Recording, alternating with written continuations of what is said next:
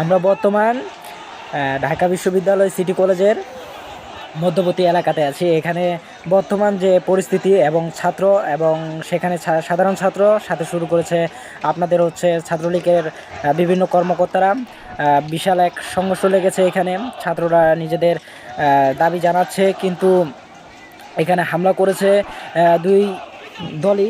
অনেকজন আহত হয়েছে, অনেকে আহত হওয়ার পরে হসপিটালে নিয়ে গেছে। এখানে এখনও সংঘর্ষ চলছে, কিন্তু ছাত্ররা দাবি জানিয়েছে যতক্ষণ না তারা তাদের দাবি সরকার মানতেছে ততক্ষণ পর্যন্ত তারা এই আন্দোলন রাজপথে চালিয়ে যাবে। তাদের এই দাবি না মানা পর্যন্ত তাদের রাজপথ থেকে কোনো প্রকার ছাত্রলীগ বা সরকারের বিভিন্ন আইন কর্মকর্তা তাদের সরাতে পারবে না।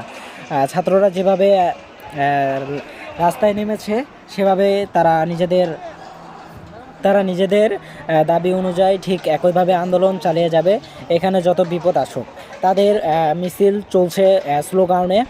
তারা রাজাকার এবং বিভিন্ন স্লোগান দিয়ে এগিয়ে চলেছে পুরো রাস্তা জুড়ে।